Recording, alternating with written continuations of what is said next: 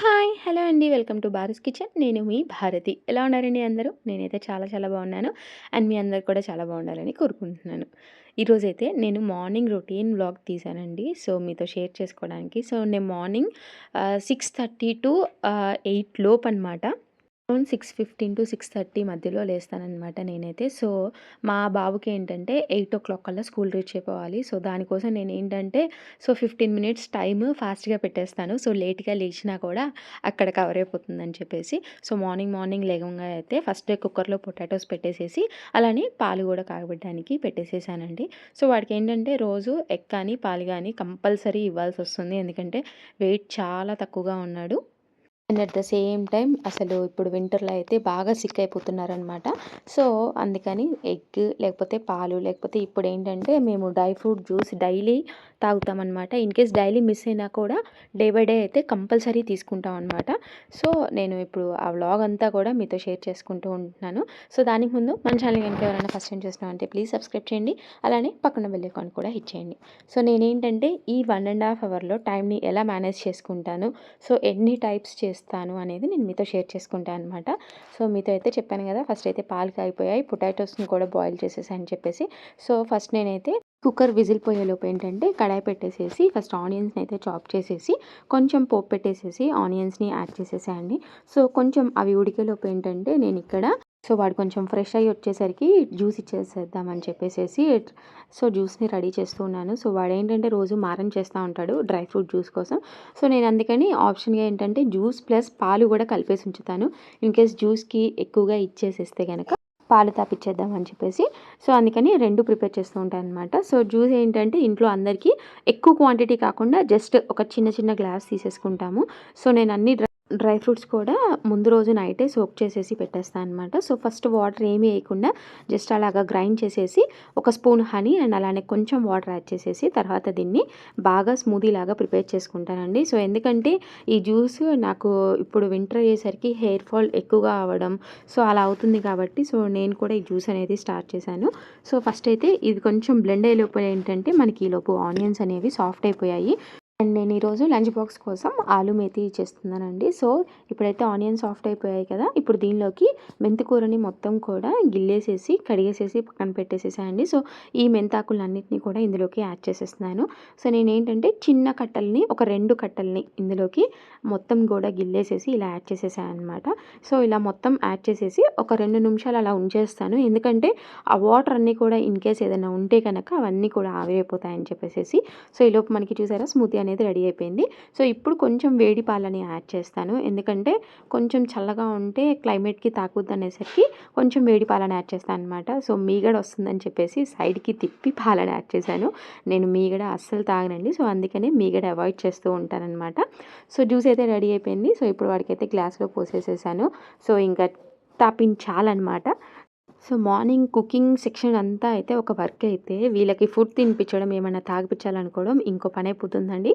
And అలానే ఇప్పుడు మెంతికూరనంతా కూడా ఒక 2 మినిట్స్ పాటు బాగా కంబైన్ చేస్తూ ఉండాలండి. సో, మనకి ఇదేంటంటే ఆ ఆకుకూర పచ్చివాసన పోయే వరకు కూడా మనం సిమ్ ఫ్లేమ్‌లో పెట్టుకొని దాన్ని కొంచెం సార్ట్ ఔట్ చేసుకుంటూ ఉండాలనమాట.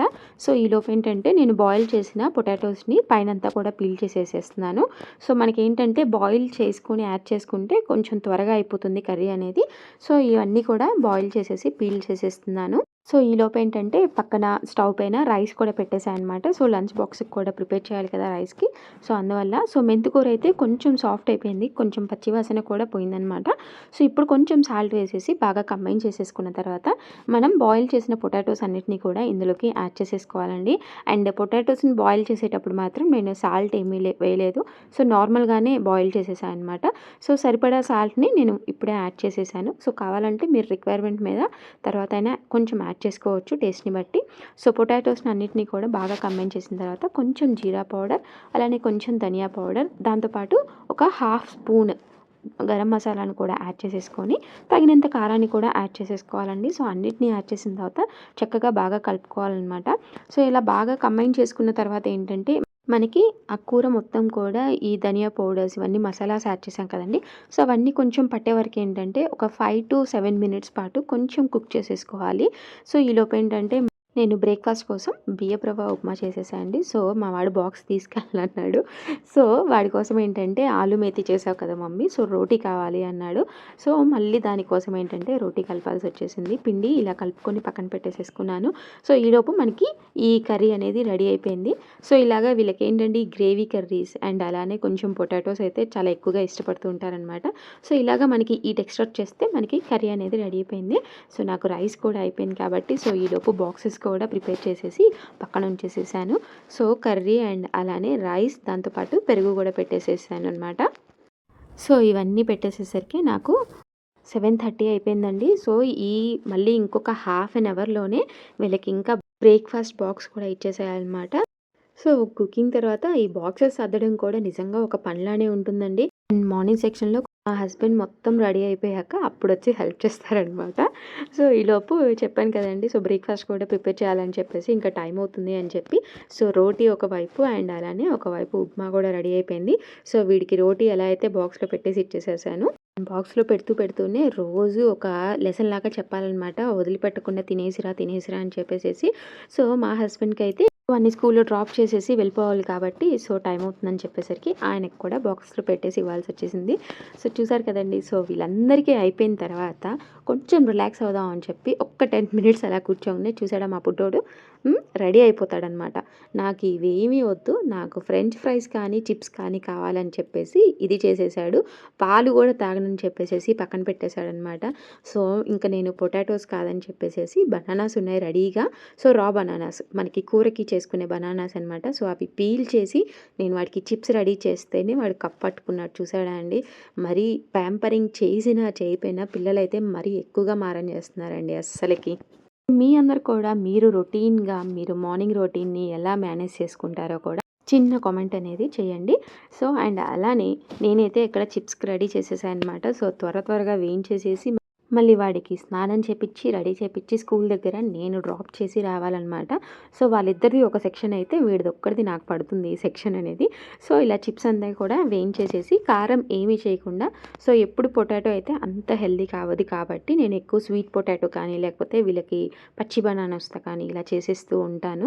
సో, కొంచెం సాల్ట్ అనేది వేసేస్తాను. కారం అయితే ఎక్కువ తినరు కాబట్టి. సో, చూసారా ఇప్పటికి కానీ స్మైల్ రాలేదు మా బుడ్డోడి ఫేస్‌లో. సో, ఇప్పుడు పాలు తాగడానికి కొంచెం తాగి మళ్ళీ ఆ చిప్స్ తిని మళ్ళీ పాలు తాగుతున్నాడు. సో, ఇలా ఉన్నాయండి. సో, ఎనీవేస్ వాడైతే ఇలా చేయించేసేసాడు. సో, హ్యాపీగా బాక్స్‌నైతే బ్యాగ్‌లో సర్దేసుకున్నాడనమాట. సో, చూసారు కదండీ నా మార్నింగ్ రొటీన్ ఎలా ఉంటుందో. సో, ఇప్పుడైతే మా బుడ్డోడిని స్నానానికి తీసుకెళ్ళాలి కాబట్టి, సో, నేను ఇంతవరకే వ్లాగ్ చేసేసాను. వాడిని తీసుకెళ్ళి మళ్ళీ స్కూల్‌లో డ్రాప్ చేసేసి రావాలి. So, bye bye.